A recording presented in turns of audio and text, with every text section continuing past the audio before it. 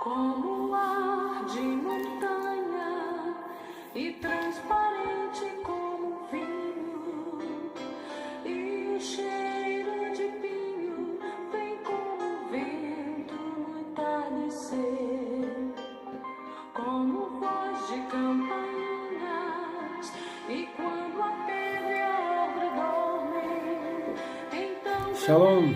está sonhando minha cidade, Jerusalém, Jerusalém, Jerusalém. Tu és de cobre e olhos, tu és cidade do Paz. Shalom.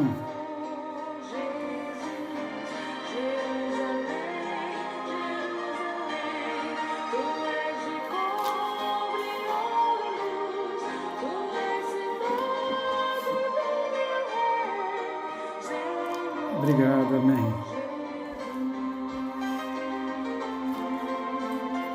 Shalom, povo de Deus. Como secaram as cisternas e o mercado está vazio. Shalom, Borba, Amazonas. Na cidade velha e nas cavernas que estão nas rochas, os ventos chegam a chorar. Ninguém mais desce a Jericó, onde Jesus entrou. Jerusalém, Jerusalém, tu és de cobre e ouro, tu és cidade do meu rei, Senhor Jesus. Jerusalém, Jerusalém, tu és de cobre e ouro, tu és cidade do meu rei, Senhor Jesus.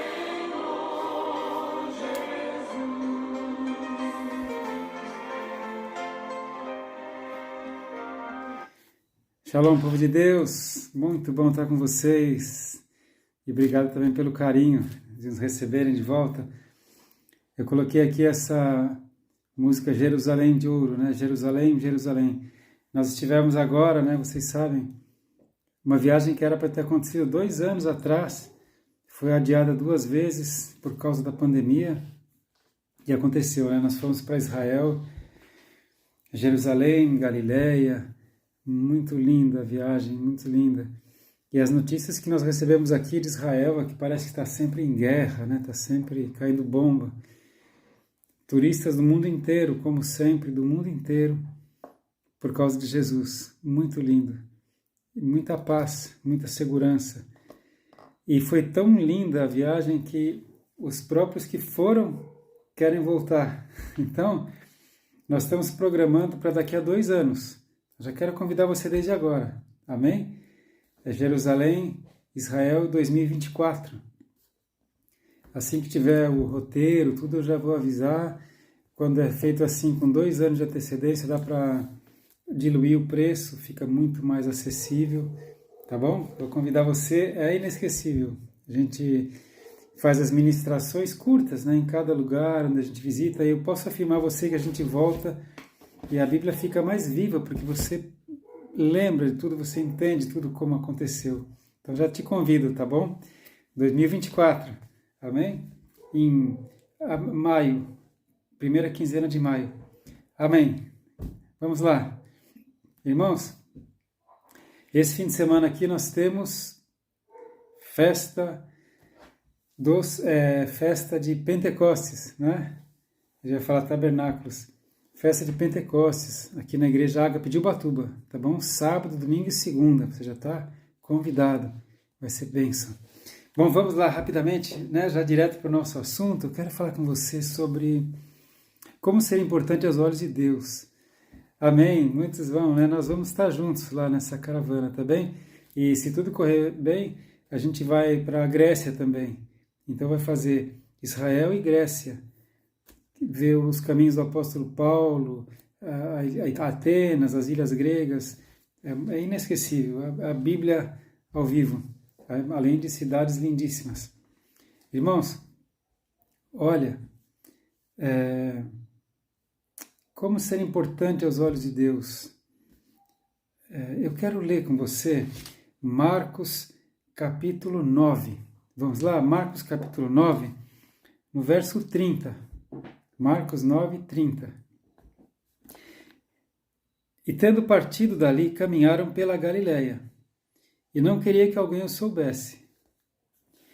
No verso 33, e chegou a Cafarnaum, e entrando em casa, perguntou-lhes, que estáveis vós discutindo pelo caminho? Você sabe que Jesus morou na Galileia, não é? Ele nasceu em Belém, ele foi criado em Nazaré, e depois ele foi para a Galileia. E nós visitamos tudo isso, né, em Israel. E lá na Galileia, na cidade de Cafarnaum, onde morava Pedro, Cafarnaum é uma cidade na beira do Mar da Galileia. Você sabe que o Mar da Galileia, na verdade, é uma grande represa, formada pelo Rio Jordão, que vem lá da Síria, do Líbano, do Monte Hermon. E nós visitamos tudo isso, você vai ver. Então, o Mar da Galileia, que é uma grande represa, Cafarnaum está ali, à beira do mar. Então a gente pode entender, né? Porque Pedro, Tiago, André e João eram pescadores, eles moravam ali na beira a gente chama de Mar da Galileia porque é a palavra bíblica. Então Jesus chega em Cafarnaum e entrando em casa, porque ali ele morava, ele perguntou aos discípulos, Marcos 9, 33, que estáveis vós discutindo pelo caminho? Vocês estavam discutindo entre vocês pelo caminho, mas eles calaram-se, porque pelo caminho tinham disputado entre si qual era o maior. Entre eles, qual seria o maior. E ele, assentando-se, chamou os 12 e disse-lhes, se alguém quiser ser o primeiro, será o derradeiro, será o último de todos e servo de todos. E lançando mão de uma criança, pô-la no meio deles e, tomando-a nos seus braços, disse-lhes, qualquer que recebe uma destas crianças em meu nome, a mim me recebe, e qualquer que a mim me recebe, e qualquer que me receber, recebe não a mim, mas ao que me enviou. Amém. Então, você veja, eles caminhavam muito, a gente vê que eles... são muitas montanhas, muitos vales, regiões desérticas, eles caminhavam sempre, todo pregando, ensinando, curando. E ao chegar em casa, Jesus lhes pergunta, o que é que vocês estavam discutindo pelo caminho? Claro que eles estavam mais distantes, né? Mas Jesus sabe o que você pensa, ele sabe, ele é Deus. E eles se calaram, constrangidos, porque o que eles estavam discutindo? Qual deles seria o maior entre eles? Você imagina?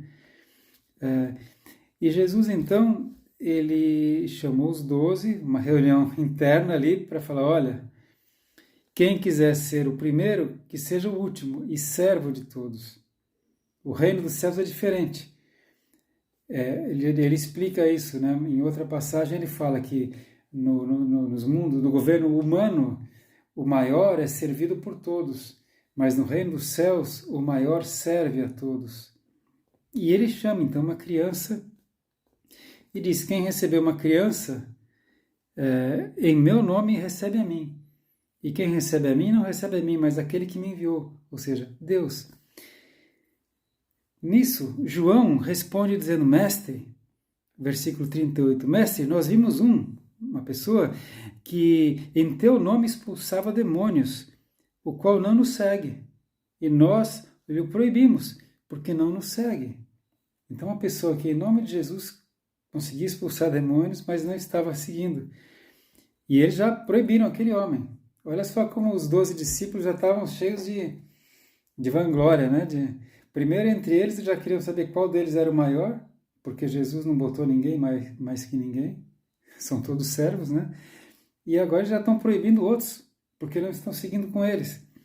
E Jesus, porém, disse, não o proibais, porque ninguém há que faça milagre em meu nome e possa logo falar mal de mim. Porque quem não é contra nós, é por nós. A gente costuma dizer, amém, Mônia? A gente costuma dizer, quem não é por nós é contra nós, não é? Quem não é por nós é contra nós. Jesus disse disse diferente. Jesus disse, quem não é contra nós é por nós. Porque muitos são contra Jesus Cristo, muitos. O inferno se levanta contra Jesus. Então Jesus já disse, olha, quem não é contra nós é por nós. Portanto, qualquer que vos der a beber um copo de água em meu nome, porque vós sois discípulos de Cristo, em verdade vos digo que não perderá o seu galardão. Bem, a gente vai estar orando pela Mônia, tá? Ao final. Mônia, Deus abençoe, que bom que você está ouvindo essa palavra.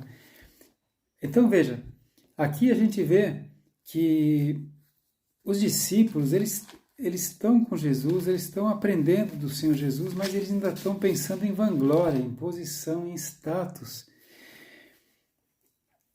No fim do ministério, Jesus fala, olha, venham a mim, tomem sobre você o meu jugo é leve, meu fardo é suave, e aprenda comigo, porque eu sou manso e humilde de coração, e você vai encontrar descanso para a sua alma. Um dos grandes problemas do ser humano é que a gente sempre quer posição, a gente quer status, a gente quer poder. Até os discípulos de Cristo estavam debatendo entre si a respeito disso. Você lembra que eu já falei que Mateus, Marcos e Lucas são os evangelhos sinóticos, eles são muito semelhantes, apesar que Mateus ele é mais detalhado, Mateus escreveu fundamentalmente para os judeus, Marcos é o mais conciso, mais objetivo, ele escreveu para os romanos, e Lucas é o mais poético, ele escreveu para os gregos. Então, eu quero ver essa mesma passagem em Mateus, que ela é mais aprofundada. Vamos lá para Mateus 18? Mateus 18? Amém? Vamos lá. Mateus 18. Jerusa. Amém. Jerusa, Deus te abençoe. Você, Mônia, você, Jerusa, não estão sozinhas aí. Nós estamos em concordância com vocês e o Senhor Jesus está com vocês. Amém? Ele falou que onde estiverem 2 ou 3 reunidos em meu nome, ali estou eu. Vocês estão aí e com Jesus ele está com vocês. Amém? Vamos lá para Mateus 17. Mateus 17, no verso 24. Veja lá. E chegando eles a Cafarnaum, como Marcos disse, né? Eles chegaram em Cafarnaum, chegaram na cidade deles, chegaram em casa, aproximaram-se de Pedro os que cobravam os impostos e falaram, olha, o vosso mestre não paga imposto? E Pedro ficou assim, foi lá falar, Jesus, olha, mestre, estão aí os cobradores de impostos, os romanos. E Jesus fala, Pedro, olha, Pedro, amém, José, Sibélia, amém. Pedro, olha, você faz o seguinte, você vai ali no mar, então ali 200 metros, lança o teu anzol na água, o primeiro peixe que você pescar, você abre a barriga dele. Pedro foi, fez isso, primeiro peixe já rapidamente pegou, abriu a barriga, tinha 2 moedas. Jesus falou, você dá uma moeda por você e uma por mim, paga o nosso imposto. Mais um milagre, né? Como Jesus podia saber que o primeiro peixe que Pedro pegaria era o peixe que tinha 2 estáteres, 2 moedas. Porque Jesus é Deus. E lembre-se que Jesus está vivo. Amém? Ele ressuscitou. Mas então isso aconteceu ali, em Cafarnaum, ali na casa mesmo. Naquela mesma hora, verso 18 agora, capítulo 18 de Mateus. Capítulo 18 de Mateus. Naquela mesma hora chegaram os discípulos ao pé de Jesus, dizendo... Então nós sabemos que eram os 12. Pedro foi lá, pagou o imposto e agora os 12 chegam. Como é que nós sabemos que eram os 12? Porque Marcos conta, né, que Jesus chamou os 12. Então, naquela mesma hora chegaram os discípulos ao pé de Jesus, dizendo, quem é o maior no reino dos céus?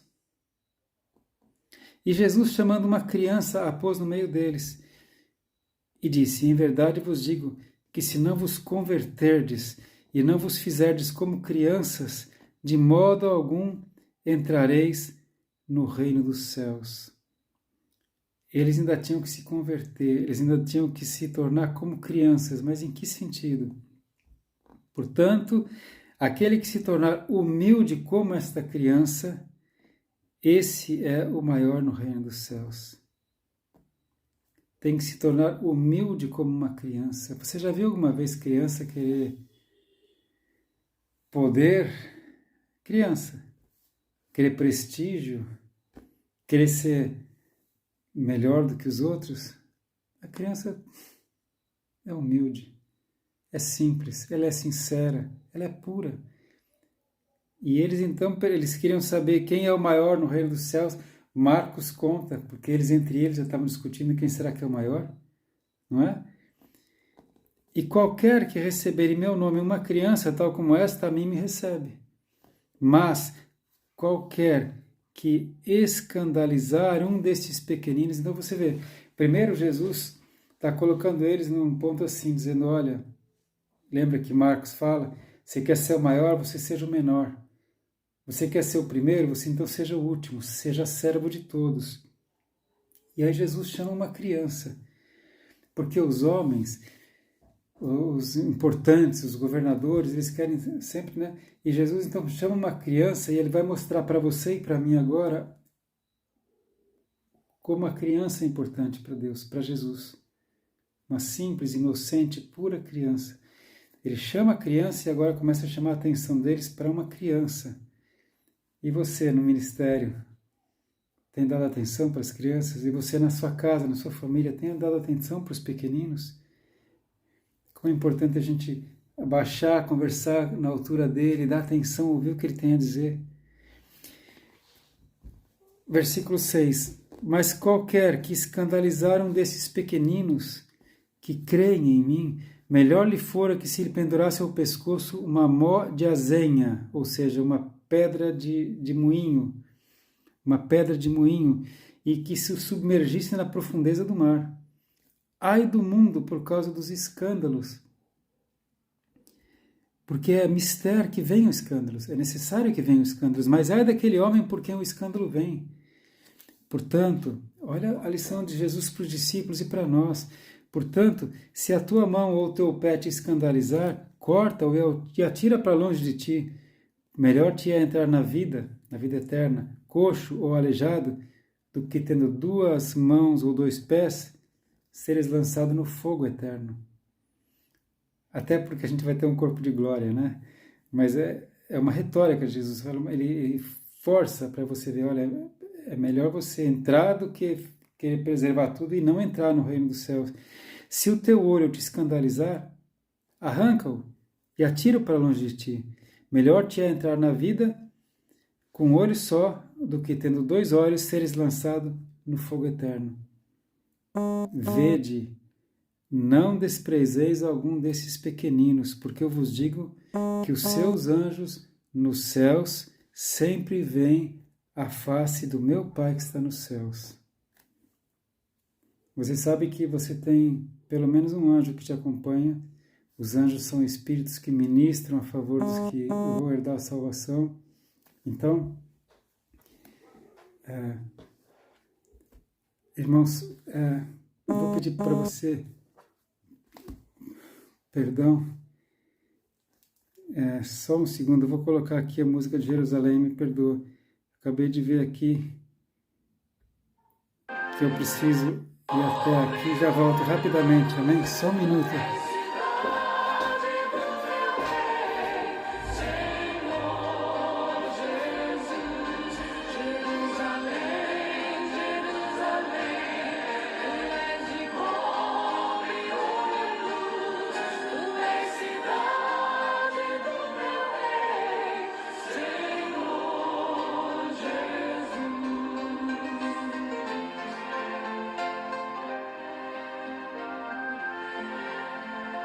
Quando venho a cantar-te e a coroar-te de glória, sou o menor dos menores, dos filhos teus, Jerusalém.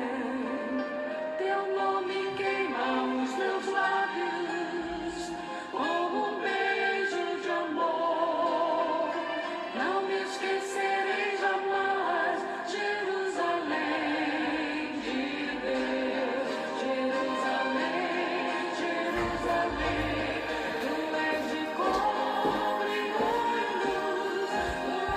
Amém. Perdão. Eu tive que atender uma pequena emergência, mas está tudo bem. Me desculpem, meus irmãos. A gente ficou com a música de Jerusalém. Está tudo bem. Vou voltar aqui para Mateus 18:10, tá bem? Para a gente fechar. Olha, veja, não desprezem algum desses pequeninos. Jesus está tirando a atenção nossa, de nós mesmos, para as crianças. Porque eu vos digo que os seus anjos nos céus sempre veem a face do meu Pai que está nos céus. A palavra fala que os anjos são espíritos que ministram a nosso favor. Ministram a favor dos que hão de herdar a salvação. Você tem pelo menos um anjo que te acompanha. Amém? E Jesus fala que os pequeninos têm anjos. Que os anjos das crianças sempre veem a face de Deus. Você lembra que Jesus falou para Natanael, Natanael, você verá os anjos subindo e descendo. Os anjos estão em constante movimento. O anjo que me acompanha, ele está sempre diante de Deus e volta. Ele recebe as ordens de Deus para cuidar de mim. O seu anjo ajuda a cuidar de você. E Jesus chama a atenção os pequeninos, os anjos dele sempre veem a face de Deus. Porque o Filho do Homem veio salvar o que se tinha perdido. E olha só, que vos parece? Versículo 12. Se algum homem tiver 100 ovelhas e uma delas se desgarrar, não irá pelos montes deixando as 99 em busca da que se desgarrou? E se porventura a acha, em verdade eu vos digo que maior prazer tem por aquela do que pelas 99 que não se desgarraram. Assim também não é da vontade de vosso Pai, que está nos céus, que um destes pequeninos se perca. Jesus preza os pequeninos, Jesus preza as crianças. Eu creio que depois dessa lição aqui, os discípulos nunca mais devem ter querido saber quem era o maior. Amém? Porque Jesus fala, você quer ser grande, seja como essa criança, ou seja, diminua, seja pequeno, seja humilde. E ele fala, sirva a todos, seja servo de todos. Então, como ser importante aos olhos de Deus? Sendo humilde como uma criança, sendo simples e puro como uma criança, sendo servo, ajudando uns aos outros. Amém? Além do amor que Jesus mostra pelas crianças. Então, eu acho tão importante a gente, na igreja, deixar as crianças participarem, dançarem, ficarem com as bandeiras, deixar elas participarem do louvor, para elas terem alegria pela casa de Deus, e as crianças têm alegria pela casa de Deus. Em casa, dá atenção para as crianças, viu? Desenha com ele, brinca com ele, conta história e ouve o que ele tem para dizer. Amém? E você fazendo isso, você vai ser grande, você vai ser importante aos olhos de Deus. Amém? Ser simples e puro como uma criança. E claro que quando você tiver que enfrentar o mundo espiritual, você vai ter autoridade. Você é grande no mundo espiritual. Amém? E é isso mesmo, humildade e santidade. Amém? Seja um portador de boas novas, um portador de paz. Isso é precioso aos olhos de Deus. Então você veja que Jesus, na sua caminhada de tão curta de 3 anos com seus discípulos, ele dá lições, tanto ensinando como curar, tanto ensinando como expulsar demônios, quando ele fala essa casta só sai com jejum e oração, mas ele também ensina o padrão do céu, a humildade, o respeito, o amor pelas crianças. Lembra quando ele fala, não impeça os pequenos, deixa que eles venham a mim, porque deles é o reino dos céus. E Jesus, impondo as mãos, os abençoava. Amém? Que a gente possa aprender com as crianças e que nós aprendamos com a palavra de Deus, santa, pura, perfeita. Amém? Que Deus te abençoe. Eu quero fazer uma oração pela Mônia, que vai ser operada amanhã, hein, Mônia? Pela Jerusa, que está aí com você, e pela Iraci, não é, que está com fibrose pulmonar. Vamos estar orando, irmãos? Porque Porque Deus fala que se dois aqui na terra concordarem acerca de qualquer coisa que pedirem, será feito pelo Pai que está nos céus. Pai, em nome de Jesus, eu estou agora em concordância com os meus irmãos. Eu coloco a vida da Mônia nas tuas mãos, Pai. Em nome de Jesus, Pai, eu peço que o Senhor esteja cuidando, Pai, como tem cuidado até agora. E agora, Pai, chegou a hora dessa cirurgia. Eu peço que o Senhor tome conta do pré-operatório, de toda a cirurgia, do pós-operatório, que esse tumor seja totalmente extirpado, Pai, até a raiz, que não fique nada, Senhor. Eu repreendo em nome de Jesus qualquer complicação, que o sangue de Jesus seja sobre você, Mônia, que a paz do Senhor esteja com você, que você receba a tua cura completa em nome de Jesus, porque nós sabemos, Pai, porque o Senhor pode agir através de médicos ou sem os médicos, mas a gente confia no Senhor, Pai. Entregamos a vida da Mônia nas tuas mãos, Pai, para que ela possa estar compartilhando o milagre e a bênção. Coloco também, Pai, a Jerusa nas tuas mãos. Jerusa, que o Senhor te abençoe, que o Senhor te dê o livramento, te dê a cura, que esse tempo que você está aí não é um tempo em vão, porque tudo coopera para o bem dos que amam a Deus. Que nesse tempo, Jerusa, a tua fé seja fortalecida, a tua família seja fortalecida, o amor da família, o perdão da família, em nome de Jesus, que você saia daí restaurada, em nome de Jesus, restaurada, Jerusa, em nome de Jesus. E também te peço, Pai, pela Iraci, Senhor, eu peço que o Senhor faça um milagre, Pai, nesse pulmão, nessa fibrose, Pai, eu peço que o Senhor restaure os alvéolos, os brônquios, Senhor Deus, os bronquíolos, Iraci, que o Senhor te dê fôlego de vida, que você volte a respirar, em nome de Jesus, que o Senhor te cubra agora com o sangue de Jesus, recebe a bênção, Iraci, em nome de Jesus. Também coloco, Pai, a vida da Cláudia nas tuas mãos. A Cláudia precisa, Senhor, da tua bênção na família, no lar e na sua vida pessoal. Recebe, Cláudia, a paz do Senhor Jesus. Recebe mais uma porção de fé, em nome de Jesus. Que o Senhor te abençoe. A Cláudia Coutinho também. Cláudia, que o Senhor te abençoe. Recebe, em nome de Jesus, força. Recebe fé. Jesus sempre falou, seja feito conforme a tua fé. Então, Cláudia, em nome de Jesus, eu oro para que você tenha fé. Amém? Olha para Jesus. Ele é a resposta, Ele é a solução para todas as coisas. Que a paz do Senhor entre na tua vida, Cláudia, em nome de Jesus. Eu repreendo toda a tristeza, toda a depressão. Recebe a fé e a bênção em nome de Jesus. Amém? Em nome de Jesus. Amém. Irmãos, Deus abençoe vocês. Que a paz do Senhor reine no teu lar. Que a alegria do Senhor seja sempre a tua força. E se Deus permitir, na próxima semana estaremos juntos, amém? A irmã Marlene, Senhor, eu peço também, Pai, também está com fibrose no pulmão, dá fôlego de vida, Senhor. Recebe em nome de Jesus a cura, recebe a bênção. Que os anjos do Senhor estejam acampando ao redor de vocês, irmãos. Que a paz do Senhor esteja agora com você no teu lar, em nome de Jesus. Amém. Alimente-se dessa palavra todos os dias e que a bênção esteja com você. Shalom. Shalom, povo de Deus. Até a próxima quinta, se Deus permitir. Recebe a ascensão de cura. Aleluia. Shalom. Amém, amém.